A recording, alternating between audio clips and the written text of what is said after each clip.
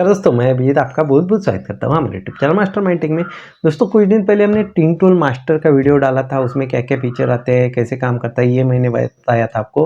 बहुत से वीडियो में भी हमने इसको यूज़ किया, काफ़ी अच्छी तरह वर्क कर रहा है, कोई भी टेंशन नहीं है, ठीक है। लेकिन ये टिंग टूल मास्टर है ना, ये मेन डिवाइस है। इसके साथ ही साथ और डिवाइस अटैच होते हैं, जैसे कि आपको ऑसिलोस्कोप चाहिए, थर्मल कैमरा चाहिए, तो बहुत सी जो एडास कैलिब्रेटर वगैरह ये बहुत सी डिवाइस इसके साथ मिल के काम करते हैं, ऐसा बोल सकते हैं हम, ठीक है। तो इसको साइड में रखता हूँ और आज हमारे पास दूसरा एडवांस स्कैनर है।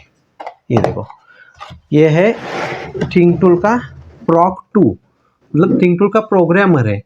जो ये हमारा मास्टर स्कैनर है ना, इसमें बहुत सी बार लिमिटेशंस पड़ जाते हैं। मतलब स्कैनिंग का तो काम कर देता है, ऑनलाइन काम कर देता है, लेकिन ईसीयू रीड राइट करना है आपको, ईपीरॉम रीड राइट करना है, मेगाट्रॉनिक रीड राइट करना है, तो ये जो सारी चीज़ें है ना, ये प्रोग्रामर करता है, ठीक है। तो प्रोग्रामर और ये दोनों मिलके ऐसा काम करेंगे ना, किधर भी आपका काम अटकेगा नहीं। एकदम ईपीरॉम लेवल काम करना है आपको, प्रोग्रामिंग करना है, ईसीयू क्लोनिंग वगैरह करना है, ये सारी चीज़ें है ना, ये स्कैनर करेगा। तो चलो इसको अभी अनबॉक्स करते हैं। ये देखो, ये थिंकर का प्रोग्रामर है, इसको थिंकर प्रॉक 2 नाम से जानते हैं। प्रॉक 1 भी था, ये उसका एडवांस वर्जन है। ये देखो, ये मेन डिवाइस है। ये देखो, इसमें की प्रोग्रामिंग, इमोबिलाइजर प्रोग्रामिंग, ये जो एडवांस लेवल के काम है ना, ये सारे काम ये कर देगा। ये देखो, ये तो प्रोग्रामर मैंने दिखा दिया। इसके साथ ही साथ कुछ अटैचमेंट मिलते हैं अलग अलग कार के हिसाब से, अलग अलग मॉडल के हिसाब से। और बहुत सी बार हमें क्या है, इमोबिलाइजर की ईपीरॉम है, ईसीयू की ईपीरॉम है, ये निकाल के रिट्राइट करनी पड़ती है, उसमें कुछ चेंजेस करने पड़ते हैं। तो ये सारे इसके लिए अडेप्टर्स वगैरह इसके साथ मिलते हैं। ये देखो, इसमें भी एक है। ये देखो, इधर आप ईपीरॉम लगा के उनको रीड राइट कर सकते हो, उसमें जो भी चेंजेस करने हैं, प्रोग्रामिंग करना है, वो कर सकते हो। इसमें कुछ एसेसरीज मिलती है आपको। ये देखो, ये सब केबल्स वगैरह मिलते हैं इसके साथ। ये देखो, ये ईसीयू कनेक्ट करने के लिए केबल्स मिलते हैं। हमारे जो क्लस्टर होते हैं, बहुत सी बार फॉक्स वैगन, ऑडी ग्रुप है ना, इनमें क्लस्टर होते हैं, उनमें ही सारा इमोबिलाइजर का वगैरह प्रोग्रामिंग, चाबी की प्रोग्रामिंग सब होता है डाटा। तो ये केबल दी हुई है, स्पेशल केबल, उससे आप ये क्लस्टर का डाटा निकाल सकते हो। ये देखो, ये मर्सिडीज बेंज के लिए है, ठीक है। तो ये सारी चीज़ें, ये देखो, ये एमसीयू केबल, एमसीयू वगैरह रीड करना है आपको, ईसीयू के अंदर जो होता है वो, या फिर इमोबिलाइजर के अंदर, मीटर के अंदर, ये काम कर सकते हो आप। और ये देखो, ये बहुत सारी केबल दी हुई है ईसीयू को अटैच करने के लिए। ये देखो, ये सारी ईसीयू को अटैच, वो भी अलग अलग के ईसीयू के पिन छोटे बड़े होते हैं, तो उस हिसाब से सारी साइज़ के केबल मिल जाते हैं, और ये मेन केबल मिल जाती है। तो कनेक्ट भी कैसे करना है ये दिखाऊंगा आपको। और ये देखो, ये क्लस्टर की, इंस्ट्रूमेंट क्लस्टर की केबल है, ठीक है। इसमें देखते हैं क्या क्या मिलता है। इसमें देखोगे तो एक पावर एडेप्टर मिलता है, ठीक है। तो आपको ECU on table read write करना है, या फिर जो भी ऑन टेबल काम करना है, ये ऑन टेबल ही काम होता है बहुत सा इसमें, और कार में भी होता है। मतलब दोनों तरह के काम आप कर सकते हो इसमें। इसके लिए पावर एडेप्टर मिलता है आपको। और ये कुछ केबल्स वगैरह है।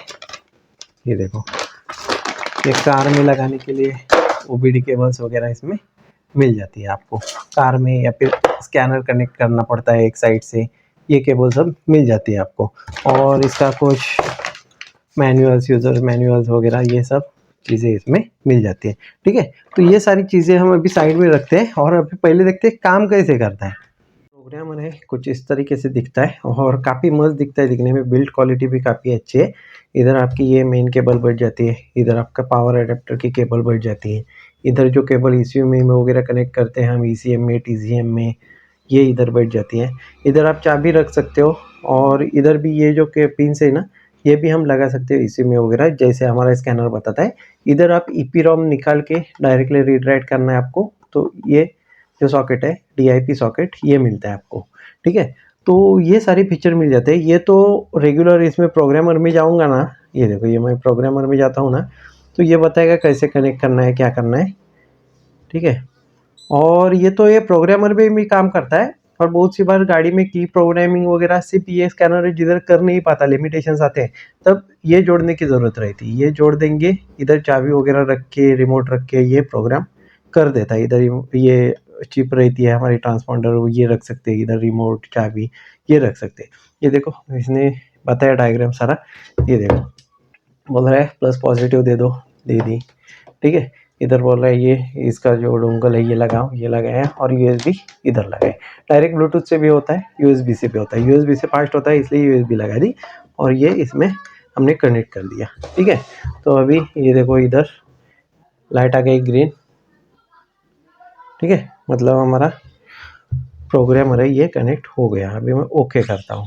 दो इसमें नेट आपको ऑन रखना पड़ेगा। ये देखो वाईफाई कनेक्ट कर लिया है, और इसमें ऑप्शन देखो क्या क्या मिलते हैं। ईपी रॉम आप रीड कर सकते हो, ये इतनी सारी कंपनी की ईपी रॉम है ना, ये देखो ये सारी रीड कर सकते हो। ईपी रॉम आती है ईसीयू में, आती है हमारे क्लस्टर में, आती है इमोबलाइजर में, आती है, और बहुत सी सारी मतलब कंप्यूटर के मदरबोर्ड पे भी होती है। बहुत सी सारी जगह ईपी रॉम मिलती है आपको, बीसीएम में देखने को मिलती है, एयरबैग कंट्रोलर में देखने को मिलती है।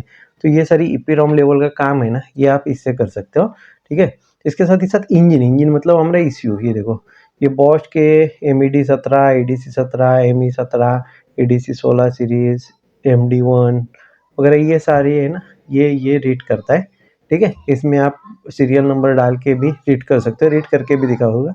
सीमेंस के देखो, ये सीमेंस के देखो, ये SIM 271D मर्सिडीज में वगैरह होता है। ये बहुत से स्कैनर कर नहीं पाते, लेकिन ये करता है। ये देखो ये डेल्को के E82 वगैरह, ये देखो ऐसे बताता है। तो अभी हमें वो नहीं करना है, ठीक है, ये बाहर आते हैं हम, ठीक है। और अभी गियर बॉक्स भी देखो, ऑटोमेटिक गियर बॉक्स का क्या रहता है, देखो आप मेगाट्रॉनिक चेंज करते हैं तो नया मेगाट्रॉनिक होता है, वो ब्लैंक होता है, उसमें सॉफ्टवेयर नहीं आता, तो सॉफ्टवेयर कैसे भरेंगे उसमें। तो इसके लिए इसमें ये सॉफ्टवेयर आप रीड राइट कर सकते हो। मैं अभी समझो मुझे DQ200 बदलना है, तो DQ200 मैंने न्यू मंगा लिया, तो उसमें सॉफ्टवेयर तो होता नहीं, तो कैसे डालेंगे सॉफ्टवेयर।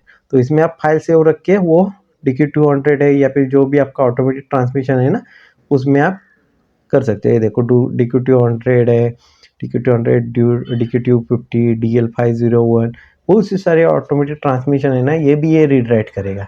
ये देखो मतलब आपको अभी समझ में आया होगा, सिर्फ स्कैनिंग इनफ नहीं है, स्कैनिंग के आगे जाके ये काम चालू होता है। देखो रीड राइट करना, या फिर ईपी रॉम लेवल का काम करना, प्रोग्रामिंग करना, ECU प्रोग्रामिंग है, ECU क्लोनिंग है, ये करता है, ठीक है। तो इसमें हम कई सारी चीज़ें हैं ना वो रीड राइट कर सकते हैं। तो सबसे पहले ईपी रॉम, ईपी रॉम क्या होता है, ये ईपी रॉम बहुत सी बार ECU में होती है, इमोबलाइजर में होती है, BCM, एयरबैग कंट्रोलर, बहुत सी चीज़ों में होती है। तो इसका हमें डाटा कभी कभी ट्रांसफ़र करना पड़ता है, कभी कभी उसमें कुछ चेंजेस करना होता है। ये देखो एमटेल के 93C46 ये है, और इसका ये देखो ये एक सर्कल है, ये देखो इधर ये सर्कल हमने उस साइड रखा है, और इधर भी देखो ये एक मार्किंग दिखते हैं, इस साइड सर्कल रखना है इसका, और ये देखो ये मैं लगा देता हूँ, ठीक है, ये लगा दिया मैंने। और अभी क्या करना है मुझे, ये ईपी रॉम रीड करनी है। तो ये सारी चीज़ें है ना, ये एक स्कैनर कभी नहीं कर सकता था, तो ये जो प्रोग्रामर और ये स्कैनर है ना, तो ये सारी चीज़ें कर रहा है। पहले क्या कंप्यूटर में अलग से डिवाइस वगैरह लगाने पड़ते थे, मतलब ईपी रॉम के लिए अलग रहता था, इंजन के लिए अलग रहता था, तो इस तरह सारी मतलब बहुत सारी चीज़ें लेनी पड़ती थी। तो ये एकदम ईज़ी कर दिया है, इसमें ईपी रॉम भी कर सकते हो आप, ECU भी कर सकते हो, गियर बॉक्स का मेगाट्रॉनिक वगैरह होता है वो भी कर सकते हो, ठीक है। तभी ये ईपी रॉम में गए, एमटेल की है 93C46 थी, ये देखो ये 93C66, ये देखो 93C46 ये की गया मैं इसके ऊपर, और रीड ईपी रॉम करता हूँ। तो इसका नाम क्या रखना है, अभी ये फाइल मैं सेव कर रहा हूँ ना, इसका नाम क्या रखना है।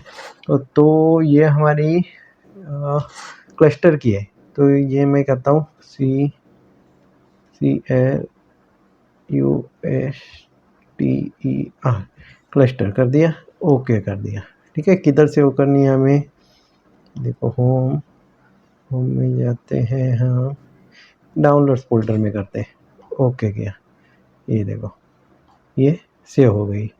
Data reading and backup success, कितना स्पीड है देखो एकदम मस्त, ठीक है, ये हो गई।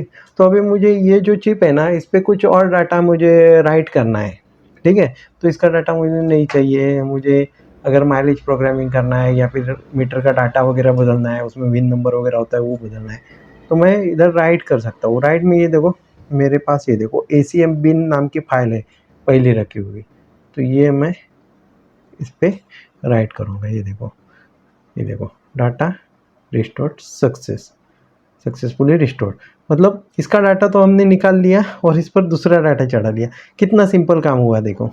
तो इस तरीके से आप EPROM लेवल का कर सकते हो। और भी मैं डेमो दिखाता हूँ आपको बाकी ECU का वगैरह भी। तो ये हमारा गेयर बॉक्स है Volkswagen का DQ200। तो ये पोलो, वेंटो, एमियो, स्कोडा रैपिड में पाया जाता है, ठीक है। तो इसका अलग अलग डाटा होता है। तो ये मेगाट्रॉनिक है, मॉडल के हिसाब से गाड़ी पेट्रोल है, डीजल है, या फिर मॉडल के हिसाब से जो भी इसका पार्ट नंबर रहता है उसमें डाटा रहता है, ठीक है। तो ये जो मेगाट्रॉनिक बहुत सी बार ख़राब हो जाता है, और ख़राब हो जाता है जब हम नया डालते हैं ना मेगाट्रॉनिक, तो उसमें कुछ डेटा नहीं रहता, पूरा ब्लैंक होता है।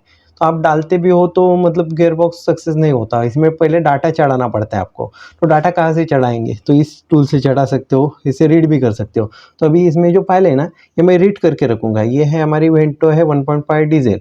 तो ये मैं डाटा इसमें रख दूंगा ना सेव करके, तो जब भी मुझे ज़रूरत लगेगी ये मेगाट्रॉनिक बदलने की या फिर नया लेके आने की, तो नया मेगाट्रॉनिक में मैं यही डाटा चढ़ाऊंगा ना, तो हमारा काम खत्म हो जाएगा। देखो ये हमने प्रॉपर कनेक्ट कर दिया है।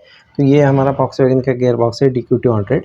तो इसका डाटा अभी हम रीड कर रहे हैं। रीड क्यों कर रहे हैं, रीड करके रखेंगे या फिर आपको मेगाट्रॉनिक चेंज करना है तो आपको पुराना मेगाट्रॉनिक का डाटा रीड करके उसमें दूसरे मेगाट्रॉनिक में आपको राइट करना पड़ता है।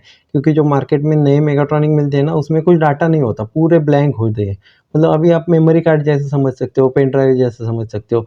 इसमें जो भी कंपनी का डाटा है ना इस मॉडल का, तो इसमें है पूरा, ठीक है। तो इसमें निकाल के हम इस पर सेव रखेंगे, और जब भी हमें कभी नया डालने की ज़रूरत पड़ेगी या फिर इसी गाड़ी में हम नया डालने जाएंगे ना, तो उस पर डाटा हमें राइट करना पड़ता है। तो सबसे पहले डाटा निकालते कैसे है वो ये दिखाता हूँ मैं आपको, ठीक है।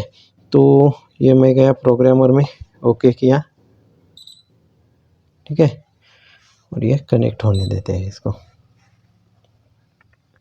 बाकी तो मैंने ये सारी चीज़ें कर ली है क्योंकि आपका टाइम नहीं जाना चाहिए। ये सारी जैसे डायग्राम दिखाता है ना वैसे मैंने लगा दिया है। Volkswagen DQ200, okay. ये फाइल डाउनलोड कर रहा है कुछ, ये ठीक है, करने देते हैं। इसमें ओके बोलते हैं, ओके करते हैं, इसमें ओके करते हैं, और अभी कनेक्ट करते हैं। ये देखो अभी लॉगिन हो जाएगा और कनेक्ट हो जाएगा। ये थोड़ा सा टाइम लगता है लेकिन क्या है प्रॉपरली वो कनेक्ट हो जाता है, क्योंकि ये जो काम है ना ये पूरा आपको शांत दिमाग रख के पूरा टाइम लेके करना पड़ता है, ठीक है। तो इसको कनेक्ट होने देते हैं, तब तक वेट करते हैं।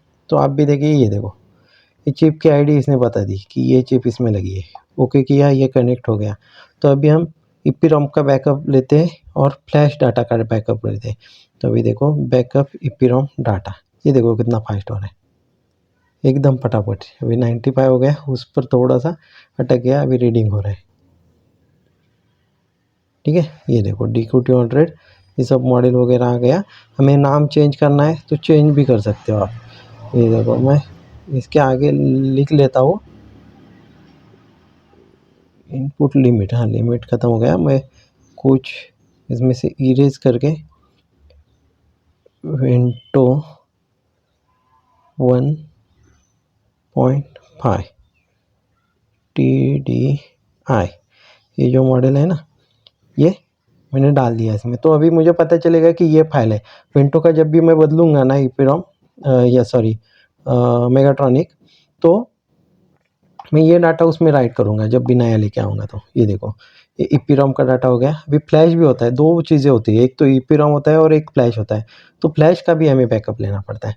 तो फ्लैश का बैकअप है थोड़ा सा टाइम लेता है क्योंकि ये बहुत बड़ी फाइल होती है, ठीक है। EPROM छोटी सी फाइल होती है तो तुरंत ये रीड हो गई।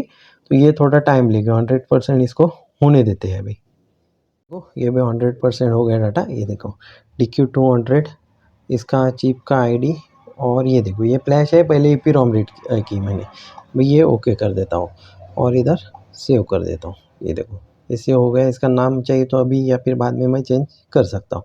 ये ओके हो गया। ये देखो तो बैकअप ले लिया हमने EPROM का भी और फ्लैश का। अब जब भी कभी मेरे पास वेंटो 1.5 TDI ऑटोमेटिक का मेगाट्रॉनिक बदलने की ज़रूरत पड़ेगी ना, तब मेरे पास डाटा रहेगा। मुझे नया जो मेगाट्रॉनिक है वो बदलने में ज़रा भी तकलीफ़ नहीं होगी।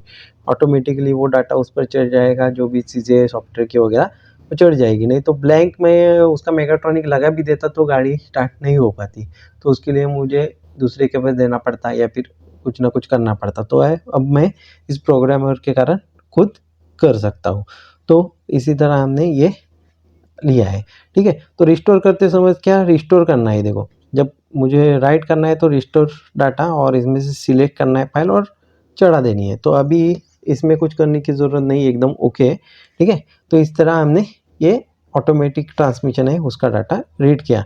तो इसमें काफ़ी सारे ऑप्शन है, ये फॉक्सवैगन के और ये बाकी मर्सिडीज, रोल्स रॉयस, बेंटले वगैरह बहुत से है। ये देखो जनरल मोटर्स, फोर्ड, हुंडई, तो बहुत सी गाड़ियों के आप कर सकते हो। हुंडई में भी देखो ये टाइप है सब, ठीक है। तो अभी आपको मैंने ईपीरॉम दिखा दिया, ऑटोमेटिक ट्रांसमिशन भी दिखा दिया। अभी मेन जो है हमारा ईसीयू, तो ईसीयू बहुत सी बार हमें क्लोन करना पड़ता है, मतलब सेम ईसीयू है ना वैसा ही बनाना पड़ता है। या फिर बहुत सी कार्स है उसमें क्या है, ईसीयू में ना मतलब सेम ईसीयू होता है। जैसे कि ये 1755 ईसीयू है, तो महिंद्रा की 3-4 गाड़ी है उसमें यूज़ होता है, लेकिन अंदर का सॉफ्टवेयर अलग होता है।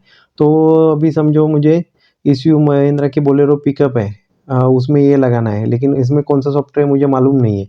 तो मैं फाइल इस पे चढ़ा सकता हूँ उसी गाड़ी की। तो ये सारी ये चीज़ें हैं। या फिर ईसीयू की जो फाइल्स है, या ये आपको मतलब क्लोनिंग करनी है या फिर दूसरा ईसीयू बनाना है उसी मॉडल का, तो ये काम करता है, ठीक है। तो अभी ये ईसीयू है ईडीसी 1755। तो ये देखो मैंने ऑलरेडी लगा लिया है। बॉश में जाता हूँ, ये देखो ईडीसी 17 इसमें है। तो इसमें प्रोसेसर है टीसी 1767, ठीक है। ये देखो ये मैंने कनेक्ट किया ऐसा। फाइग्रीन डायग्राम भी देखो, मैं आपको दिखाता हूँ। ये ई टी सी 17C55 है, ठीक है। ये देखो ये वायरिंग डायग्राम अभी दिखाई देगा आपको, और मैंने ऑलरेडी वो देख के कनेक्ट कर लिया है, ठीक है। तो ये देखो इसी तरह मैंने सारे पिन कनेक्ट कर लिए। ओके करता हूँ और अभी कनेक्ट करता हूँ, तो कनेक्ट हो जाएगा। थोड़ा सा ऑनलाइन लॉगिन होता है इसका, तो लॉगिन प्रोसेस थोड़ी सी मतलब स्लो होती है, क्योंकि वो सिक्योरिटी ऑप्शन वगैरह रहते हैं। तो इसमें आपको लगभग 1 मिनट का वेट करना पड़ सकता है। तो चालू ही रखते हैं वीडियो, वीडियो थोड़ा सा लंबा हो जाएगा, लेकिन इसमें जो नॉलेज मिलेगा ना आपको वो कोई नहीं देगा। तो ठीक है, रुकते हैं। तो इसी तरह के वीडियो हम लाते रहते हैं आपके लिए। छोटी-मोटी चीज़ें हैं, जो चीज़ें आपको पता भी नहीं है, वो चीज़ें आपको दिखाने की हम कोशिश करते हैं। और जो चीज़ें मतलब कोई बताता भी नहीं, ऐसी चीज़ें मैं आपको वीडियो के माध्यम से पूरा डेमो करके वगैरह दिखाता हूँ। कौन-सा टूल क्या काम करता है, मतलब क्या प्रोसेस रहती है, पूरी ए टू ज़ेड प्रोसेस मैं दिखाता हूँ। अगर आपको ऐसे वीडियो अच्छे लगते हैं तो चैनल को सब्सक्राइब नहीं किया है तो सब्सक्राइब करके रखिए। वीडियो है मेरे वो शेयर करें, लाइक करें, ठीक है। आपको जो भी वीडियो देखना है कमेंट करें, ठीक है। यही देखो ये इसने रीड कर दिया, इसमें चिप जो लगी है उसकी चिप आईडी ये बता रहा है। ओके कर दिया, ठीक है। और अभी क्या करना है हमें, इसमें 2 ऑप्शन रहते हैं ईसीयू में, एक तो ईपीरोम रहती है, दूसरा रहता है मेन डाटा। मेन डाटा को हम फ्लैश कर देते हैं, तो इसका दोनों का बैकअप लेंगे हमें। ये ईपीरोम डाटा है उसका भी बैकअप ले लेंगे। ये देखो बैकअप ईपीरोम डाटा, फिर से ये ऑनलाइन लॉगिन करेगा और ये बैकअप ले लेगा। थोड़ा मतलब टाइम लेता ज़रूर है, लेकिन काम एकदम मस्त कर रहा है। ये जो काम है ना ये कोई ऐसा स्कैनर नहीं करता। मतलब ये जो प्रोग्रामर है ना ये बहुत काम की चीज़ है। मतलब जो एडवांस एडवांस काम है ना ये इससे आप कर सकते हो, किधर भी आपको दूसरा टूल लेने की वगैरह ज़रूरत नहीं पड़ती। अभी होने देते हैं, थोड़ा थोड़ा टाइम ले रहा है। अभी देखो ये ईपीरोम इसने रीड कर दी। अभी ओके करके ये सेव कर लेता हूँ। ये देखो ईपीरोम है, ये देखो ईपीरोम सेव हो गई, डेट वगैरह सब आ जाता है। ओके करता हूँ, देखो बैकअप सक्सेस। और अभी हमें फ्लैश का बैकअप लेना है।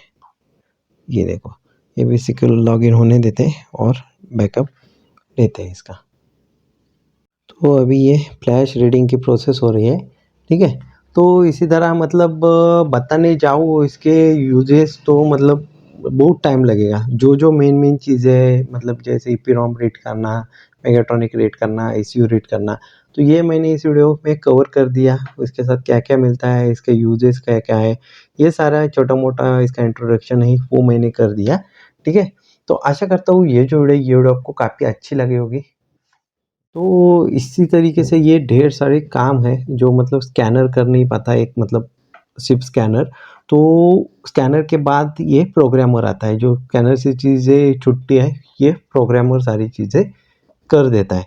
तो मतलब हाई एंड गाड़ियाँ है जैसे कि इम्पोर्टेड गाड़ियाँ वगैरह उसमें आपको काम करना है, तो ये प्रोग्रामर आपके पास होना चाहिए तभी आप एकदम प्रॉपरली और 100% काम कर पाओगे। सिर्फ स्कैनर से क्या स्कैनिंग, एडेप्टेशन, कोडिंग वगैरह जो भी चीज़ें हैं वो मैंने प्रीवियस वीडियो में बता दी, वो हो जाती है। लेकिन इसके साथ ये पूरा मतलब कंप्लीट हो जाता है और एकदम एडवांस चीज़ें हैं वो आप कर सकते हो। तो इसमें मैंने आपको छोटा-मोटा इंट्रोडक्शन दिया, सेपरेट करके वगैरह दिखाया। इसके बाद भी मतलब जो भी एक्चुअल प्रॉब्लम आएँगे ना तब इसका यूज़ क्या-क्या करना है तो वो मेरे आगे आने वाली वीडियो में आप देख सकते हो। तो चैनल सब्सक्राइब नहीं किया है तो सब्सक्राइब करके रख लेना, ठीक है? तो आपको ज़रूर फ़ायदा होगा इसका। तो ये जो प्रोग्रामर है या फिर थिंक टूल मास्टर है, ये जो ऑनलाइन आपको इसकी प्राइस देखनी है या फिर ये क्या-क्या करता है, इसका स्पेसिफ़िकेशन वगैरह सब देखना है, तो मैंने डिस्क्रिप्शन में लिंक दे रखी है। आपको परचेज़ वगैरह करना है तो भी डिस्क्रिप्शन में कंपनी के नंबर वगैरह मैंने दे रखे हैं, तो वहाँ पे आप इंक्वायरी वगैरह कर सकते हो। तो आशा करता हूँ ये वीडियो आपको काफ़ी अच्छा लगा होगा। अगर ये वीडियो आपको अच्छा लगा तो प्लीज़ ये वीडियो लाइक कर दीजिए, अपने दोस्तों के साथ शेयर कर दीजिए और आप नए हो आपने हमारे चैनल अभी सब्सक्राइब नहीं किया तो हमारे चैनल भी सब्सक्राइब कर दीजिए ताकि ऐसे ही नए-नए वीडियो मैं आपके लिए बनाता रहता हूँ।